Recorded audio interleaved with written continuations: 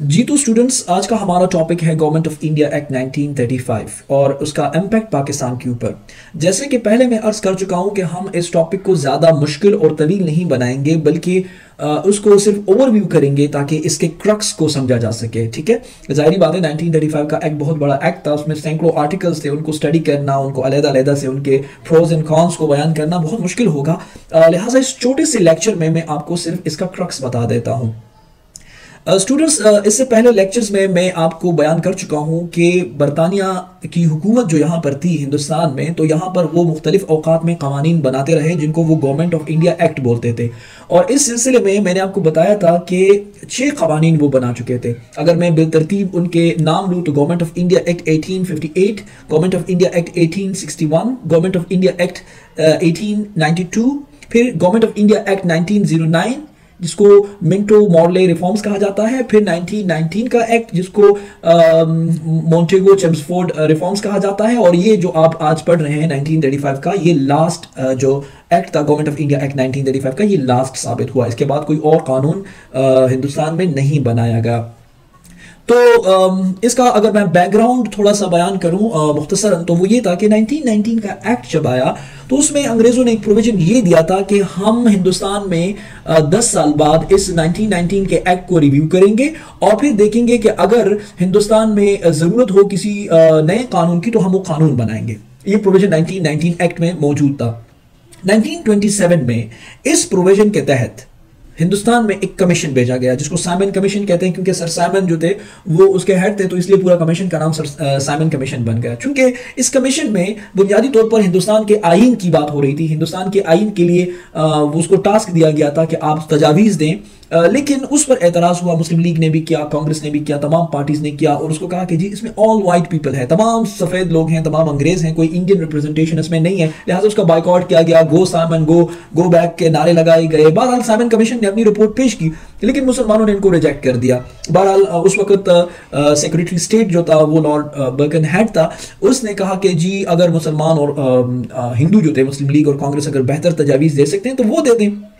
तो फिर उस तनाज़ुर में आप देखते हैं कि जी 1928 में एक कमेटी बनी जिसको नेहरू लीड कर रहे थे, और उस कमेटी ने जो रिपोर्ट पेश की वो नेहरू रिपोर्ट कहलाई। उसमें फिर मुसलमानों के कुछ मुतालिबात और ख्वाहिशात के खिलाफ तजावीज़ आ गई थी, जिस पर मुसलमानों ने तनकीद किया। बहरहाल उनको रिजेक्ट किया गया, और फिर कायद-ए-आज़म के 14 नुकात आए। कायद-ए-आज़म ने 14 नुकात बयान किए, जिस पर मेरी वीडियो मौजूद है। नेहरू रिपोर्ट और कायद-ए-आज़म के 14 नुकात का मैंने एनालिसिस किया है, वो आप देख सकते हैं। बहरहाल फिर उसके बाद इन तजावीज़ को भी कोई खातिर खा कामयाबी नहीं मिली, लेकिन ये तजावीज़ फिर बाद में 1930 से 1932 तक राउंड टेबल कॉन्फ्रेंसेस हुई लंदन में, जहाँ पर इसको ज़ेर बहस लाया गया। तो कुछ चीज़ें फिर ये है कि राउंड टेबल कॉन्फ्रेंसेस से, कुछ कायद-ए-आज़म के 14 नुकात और नेहरू रिपोर्ट से, कुछ साइमन कमीशन से, कुछ दीगर चीज़ें मिलाकर 1935 का एक्ट बना दिया गया। और जब ये एक्ट बना तो ये हिंदुस्तान में इन्फोर्स हुआ 1937 में, यानी 2 साल बाद। ये 1935 एक्ट का एक मुख्तसर सा बैकग्राउंड था जो मैंने आपको बयान कर दिया। अब आते हैं अपने टॉपिक की तरफ, और टॉपिक हमारा ये है 1935 का एक्ट, उसकी अहमियत हिंदुस्तान के हवाले से, और फिर पाकिस्तान पर उसका इम्पैक्ट पढ़ते हैं। डियर स्टूडेंट्स, ये जो एक्ट है बुनियादी तौर पर ये एक तारीखी अहमियत का हामिल है हिंदुस्तान के अंदर, जिसने हिंदुस्तान के पॉलिटिकल और कॉन्स्टिट्यूशनल डेवलपमेंट में बहुत अहम रोल अदा किया, उसको इन्फ्लुएंस किया, और जो गवर्नमेंटल स्ट्रक्चर है ब्रिटिश इंडिया का वो शेप किया। ना सिर्फ इंडिया का, बल्कि बाद में जब पाकिस्तान बना 1947 में, तो इसने पाकिस्तान के गवर्नमेंटल स्ट्रक्चर को भी शेप करने में मदद दी। ये याद रखिए कि ये जो तकसीम का मंसूबा हो चुका था 1947 में, तो उस वक्त ये फैसला किया गया था कि दोनों ममालिक जब तक अपने लिए अलग अलग कॉन्स्टिट्यूशन नहीं बनाएंगे, तब तक वो दोनों ममालिक 1935 एक्ट के तहत काम करेंगे। तो जाहिर बात है कि दोनों ने अपने लिए आइन बनाने थे। पाकिस्तान का आइन नहीं था, इंडिया का आइन नहीं था। इंडिया ने तो 1950 में बना दिया, पाकिस्तान के कुछ मसाइल आ गए जिसकी वजह से पाकिस्तान का आइन 9 साल तक डिले रहा। गोया कि पाकिस्तान 9 साल तक 1935 एक्ट के तहत चलता रहा, और जाहिर बात है कि वो तमाम प्रोविजंस जो इसमें थे वो पाकिस्तान पर लागू थे। और फिर बाद में भी पाकिस्तान ने इससे बहुत सीखा, और जो कवानीन बनाए तो उसमें 1935 एक्ट का जो टच था वो मौजूद था, और कुछ चीज़ें, बहुत सारी चीज़ें पाकिस्तान ने 1935 एक्ट से ली, और ये उसका इन्फ्लुएंस है पाकिस्तान के कॉन्स्टिट्यूशनल और पॉलिटिकल डेवलपमेंट के ऊपर। ये याद रखिए कि ये जो एक्ट था, ये जिसको यहाँ लिखा गया most extensive attempt most extensive attempt ये मतलब है कि इससे पहले जो आप कवानीन देखते हैं इंडिया के हवाले से, तो उन तमाम में ब्रिटिश जो थी वो बड़ी स्ट्रांग पोजीशन में होती थी, लेकिन यहां पर बरतानिया ने थोड़ी सी लेनियंसी शो की और इंडियंस को ज्यादा पावर जो थे वो दिए गए। ऑल्दो कि फ्रेमवर्क जो था वो कॉलोनियल था, यानी बरतानिया कायम था, बरतानिया मरकज में था, लेकिन प्रोविंशियल ऑटोनॉमी और इंडियंस को हुकूक जो थे वो ज्यादा दिए गए। और उसकी बुनियादी वजह यह है कि जाहिर बात है कि पॉलिटिकल अवेयरनेस आ चुकी थी, पॉलिटिकल एक एनवायरनमेंट बन चुका था, लोग अपने हुकूक के बारे में जानते थे, बहुत बड़े बड़े लीडर्स उस वक्त मौजूद थे, गांधी था, नेहरू था, मौलाना अबुल कलाम आजाद थे, हुसैन अहमद मदनी, कायद आजम, दीगर मौलाना, ये जितने भी लोग थे वो बहुत बड़े बड़े लोग ये मौजूद थे। तो पॉलिटिकल अवेयरनेस आ चुकी थी और जाहिर बात है कि बरतानिया मजबूर थी कि वो इख्तियार ज्यादा से ज्यादा वक्तन फौक्तन इंडिया को, इंडियंस को दे। तो ये इस हवाले से बहुत ही अहम एक डेवलपमेंट थी 1935 एक्ट के हवाले से। आल्दो इस पर क्रिटिसिज्म भी बहुत हुई और वो क्रिटिसिज्म मुख्तलिफ लोगों ने की, कांग्रेस ने भी की, मुस्लिम लीग ने भी की, दीगर जमातों ने भी की। वो क्यों की, मैं कुछ यहाँ जब हम आगे जाएंगे तो थोड़ा बहुत मैं बता दूंगा कि कहाँ कहाँ पर कौन कौन सी क्रिटिसिज्म हुई, लेकिन मुख्तसरन बताऊंगा, ज़्यादा डिटेल में हम नहीं जाएंगे। अगर हम प्रोविजंस की तरफ आ जाएं, थोड़ा सा हम प्रोविजन के मोटे मोटे उसूल को हम अगर यहाँ पर लें, तो यहाँ पर आप देखते हैं कि इस एक्ट ने हिंदुस्तान को एक फेडरेशन करार दिया, फेडरल स्ट्रक्चर दिया। फेडरेशन क्या है वो लास्ट लेक्चर में आप बयान कर चुके हैं। फेडरेशन उस निज़ाम को कहते हैं जहां पर मरकज के पास कुछ इख्तियारात हों, लेकिन कुछ इख्तियारात उसने सूबों को डेलीगेट कर दिए हों और वो तमाम सूबे जो हैं वो कनेक्टेड हो फेडरल से, यानी कुछ इख्तियारात मरकज के पास और कुछ सूबों के पास, उसको कहते हैं फेडरलिज्म। और इसके बरअक्स जो निज़ाम होता है वो यूनिटरी फॉर्म ऑफ गवर्नमेंट होता है, जिसमें मरकज आलनाल होता है, सूबों के पास कुछ नहीं होता। तो इसमें कहा गया कि ब्रिटिश इंडिया जो है वो एक फेडरेशन होगी और उसमें कहा गया कि इस फेडरेशन में एक तो प्रोविंसेस होंगे, जाहिर बात है उस वक्त जो प्रोविंसेस थी 11 प्रोविंसेस थे टोटल हिंदुस्तान में उस जमाने में, और कहा गया प्रिंसली स्टेट्स भी होंगे। प्रिंसली स्टेट्स उस वक्त आजाद रियासतें थी जिनको शाही रियासतें भी बोला जाता था, उनकी तादाद 560 थी, जिसमें राजा, महाराजा, वाली, निजाम और इसके अलावा नवाब और इस तरह के टाइटल्स हुआ करते थे, उनकी तादाद काफी ज्यादा थी। बहरहाल ये कहा गया कि वो भी इस फेडरेशन में होंगे। आल्दो कि यहां पर कहा गया कि पूरा जो फेडरल स्कीम था वो मटेरियलाइज्ड नहीं हो सका, क्योंकि जो प्रिंसली स्टेट्स थी वो रिलक्टेंट थी कि वो इस फेडरेशन को ज्वाइन नहीं करना चाहती थी, यानी वो कहते थे हम आजाद रहना चाहते हैं, हम किसी फेडरेशन का हिस्सा नहीं होना चाहते। तो इसलिए वो ट्रू सेंस में जो फेडरेशन थी वो नहीं हो सकी, क्योंकि प्रिंसली स्टेट्स का जो रवैया था वो रिलक्टेंट था। तो ये बात है बुनियादी तौर पर। लेकिन सूबों को प्रोविंशियल ऑटोनॉमी देकर बुनियादी तौर पर उनके जो गवर्नेंस है सूबों का मैं बात कर रहा हूं, उनको बड़ा इन्फ्लुएंस किया। और ये सूबों को जो प्रोविंशियल ऑटोनॉमी दी गई तो बुनियादी तौर पर ये जो है वो मार्क करता है कि एक डिपार्चर आपको यहां से मिलेगा कि अब इससे पहले जो था वो बरतानिया बड़ा स्ट्रांग पोजीशन में हुआ करता था, लेकिन अब सूबों को इख्तियार देकर बुनियादी तौर पर जो रिजिड सेंट्रलाइजेशन थी वो थोड़ी सी कमजोर हो गई, क्योंकि सूबों को इख्तियार मिल गए थे। लिहाजा 1935 एक्ट की खुसूसियत यह है कि इससे पहले अगर आप देखें गवर्नमेंट ऑफ इंडिया एक्ट में भी 1919 में भी वहां पर भी प्रोविंशियल ऑटोनॉमी इतनी ज्यादा नहीं थी और मरकज जो था, सेंटर जो था, ब्रिटिश गवर्नमेंट जो थी वो बड़ी मजबूत थी। तो यहां पर बुनियादी तौर पर वो जो रिजिड सेंट्रलाइजेशन थी बरतानिया की वो थोड़ी सी वीक हो गई और सूबों को जो है वो ज्यादा से ज्यादा इख्तियार मिल गए। ये मैं प्रोविजंस बता रहा हूं, देखिए ना, फेडरेशन की मैंने बात की, प्रोविंशियल ऑटोनॉमी की बात की, तो ये इसके अहम अहम प्रोविजंस थे जो मैं आपको बयान कर रहा हूं। जो प्रोविंशियल गवर्नमेंट्स थे उसको ज़्यादा से ज़्यादा इख्तियारात सौंपे गए कि वो अब ज़्यादा चीज़ों पर लेजिस्लेशन कर सकते थे। इससे पहले वो लेजिस्लेशन जो था वो बड़ा महदूद था, अभी भी महदूद था, लेकिन उसका रेंज जो था वो थोड़ा सा वाइडन किया गया, जिसमें कहा गया कि सूबों को कि आप एग्रीकल्चर पर लेजिस्लेशन कर सकते हैं, एजुकेशन के हवाले से आप लेजिस्लेशन कर सकते हैं, पब्लिक हेल्थ के हवाले से कर सकते हैं, लेकिन सेंट्रल गवर्नमेंट के पास जो कंट्रोल था वो बहुत ज़्यादा था, क्योंकि वो सेंटर के पास डिफेंस जैसे सब्जेक्ट्स मौजूद थे, इदारे मौजूद थे, फॉरेन अफेयर्स के बारे में सिर्फ सेंटर के पास इख्तियारात मौजूद थे। ये इख्तियारात फिर सूबों को नहीं दिए गए, जाहिर बात है बड़ी क्रिटिकल एरियाज होते हैं किसी मुल्क के। तो ये जो डिवीजन ऑफ पावर्स हैं सेंटर और प्रोविंसेस के दरमियान, ये फिर बाद में भी पाकिस्तान और इंडिया जब बना तो उसमें भी आपको मिलेंगे। तो गोया हम कह सकते हैं कि पाकिस्तान में भी बाद में जो प्रोविंशियल ऑटोनॉमी की और सेंटर और प्रोविंसेस के दरमियान इख्तियारात की तकसीम की जो बात ली गई है कॉन्स्टिट्यूशन में 56 में है या 62 में या 73 में जो जिक्र हुआ फेडरेशन के हवाले से, वो चीज़ें भी गोया के 1935 एक्ट से ली गई हैं और 1935 का एक इन्फ्लुएंस है हमारे कॉन्स्टिट्यूशंस के ऊपर। डियर स्टूडेंट्स, जो एक और क्रिटिकल डेवलपमेंट हुई इस एक्ट के तहत वो इलेक्टोरल रिफॉर्म्स के हवाले से थी। इलेक्टोरल रिफॉर्म्स में जो सेपरेट इलेक्टोरेट्स का जो डिमांड था, जो मुसलमान 1909 से बल्कि उससे भी पहले जब वो शिमला वफद गया था, लॉर्ड मिंटो से मुलाकात की, अक्टूबर 1906 की बात है, वहां से मुसलमान डिमांड कर रहे थे।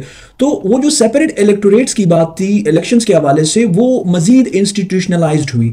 इंस्टीट्यूशनलाइज्ड का मतलब ये है कि इब्तिदा में ये मुसलमानों के लिए प्रोविजन था, लेकिन अब इसमें सिख और अदर माइनॉरिटीज ग्रुप्स भी शामिल कर दिए गए और उनको भी ये इख्तियार दिया गया कि वो लेजिस्लेटिव असेंबलीज जो होती हैं वहां पर जो उनके अपने रिप्रेजेंटेटिव्स हैं, जो रिलीजियस बेस पर जो ग्रुप्स बने हुए हैं, वो अपने रिप्रेजेंटेटिव्स को वहां पे वोट दे सकते हैं और अपनी आवाज जो है वो हुकूमत तक पहुंचा सकते हैं। अगरचे इस सेपरेट इलेक्टोरेट्स के सिस्टम पर एतराज किया गया और कहा गया कि ये हिंदुस्तान में कम्युनल डिविजन्स को पैदा करने के लिए किया जा रहा है। यानी ये कहा जा रहा था और ये बहुत ही हद तक समझा जा रहा था कि हिंदुस्तान में जो अंग्रेज सेपरेट इलेक्टोरेट्स की बात करते हैं, चाहे वो मुसलमानों के हवाले से करते हो, चाहे वो सिखों के हवाले से करते हो, चाहे वो अदर माइनॉरिटीज के हवाले से करते हो, बुनियादी तौर पर ये उनके डिवाइड एंड रूल पॉलिसी का एक हिस्सा है कि वो हिंदुस्तान की यूनिटी को तोड़ना चाहते हैं, डिफरेंट ग्रुप्स में डिवाइड करके उनकी एक स्ट्रेंथ को, उनकी यूनिटी को खत्म करना चाहते हैं ताकि हिंदुस्तान से बरतानिया को कोई खतरा ना हो। तो ये एक बहुत ही सॉलिड क्रिटिसिज्म था जो इस पर किया गया।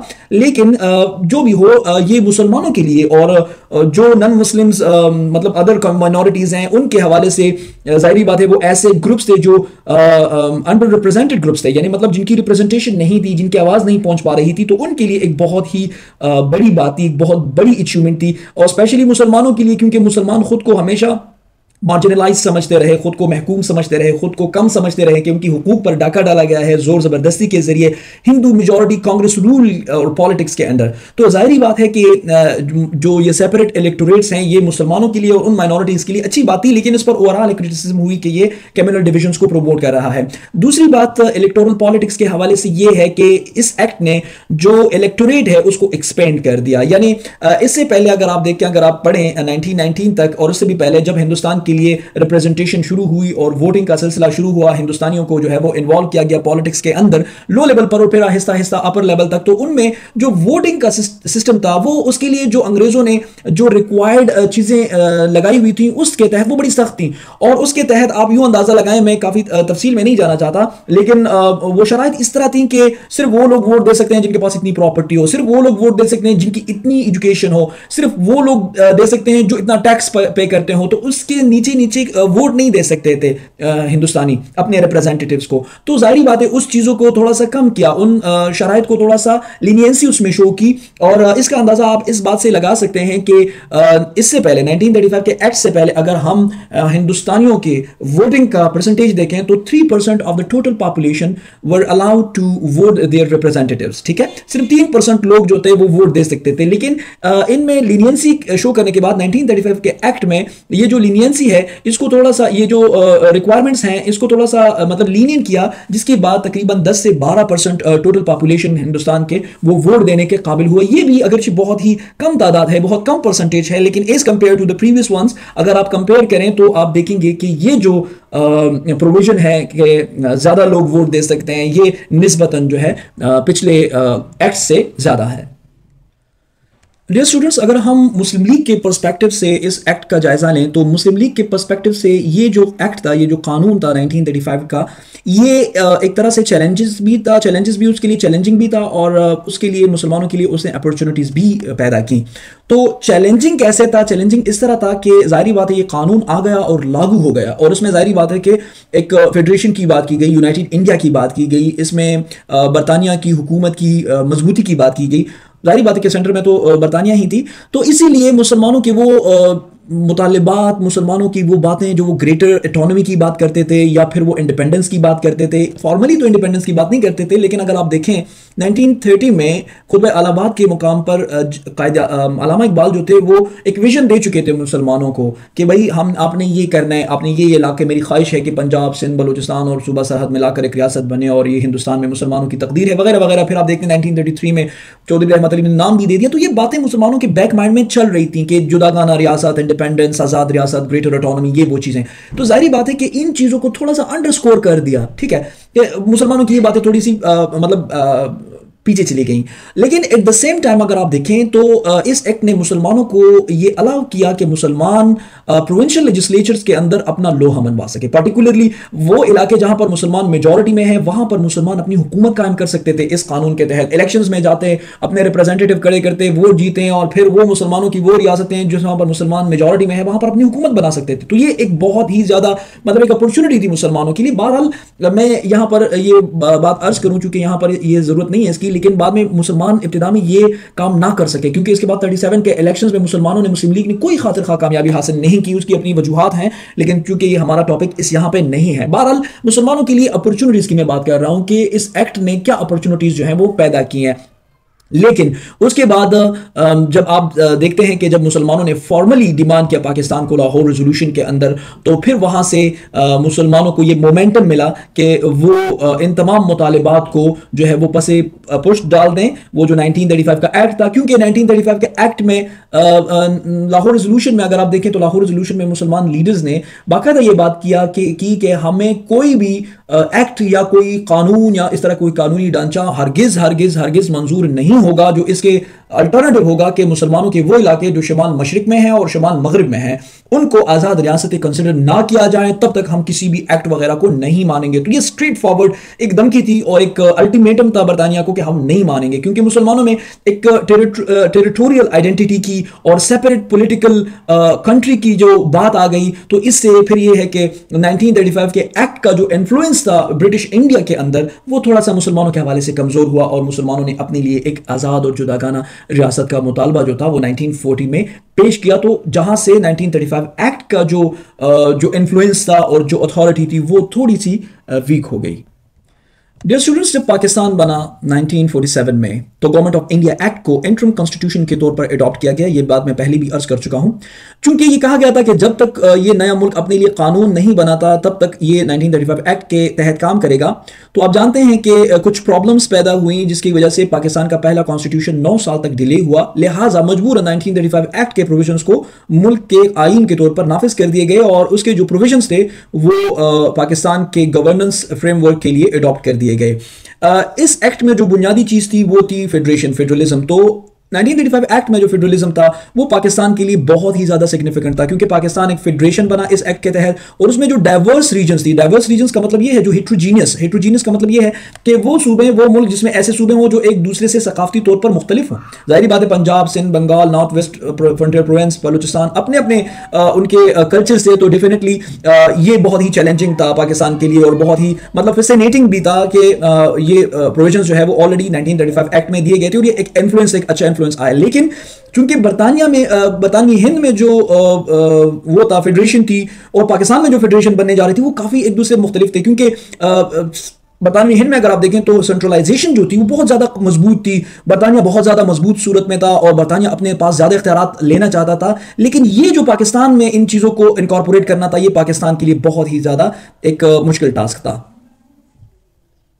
डियर स्टूडेंट्स, अगर हम इस एक्ट के इन्फ्लुएंस की बात करें पाकिस्तान के ऊपर, तो पाकिस्तान पर सिर्फ इसका इम्पैक्ट ये नहीं था कि ये सिर्फ गवर्नेंस की बात हो रही थी, स्ट्रक्चरल फ्रेमवर्क की बात हो रही थी कि पाकिस्तान का स्ट्रक्चरल फ्रेमवर्क जो था वो इस एक्ट के मुताबिक था, बल्कि दीगर चीज़ें भी जिस तरह प्रिंसिपल्स ऑफ गवर्नेंस हो गए, इलेक्टोरल सिस्टम पूरे का पूरा हो गया, लेजिस्लेटिव प्रोसेस हो गया, कानून साजी किस तरह होती है, इलेक्शन किस तरह होते हैं, इलेक्टोरल प्रोसेस किस तरह होता है, ये तमाम की तमाम चीज़ें पाकिस्तान ने इस एक्ट से मुस्तार ली, इस एक्ट से उधार ली और ये पाकिस्तान के पॉलिटिकल कल्चर का हिस्सा बन गई।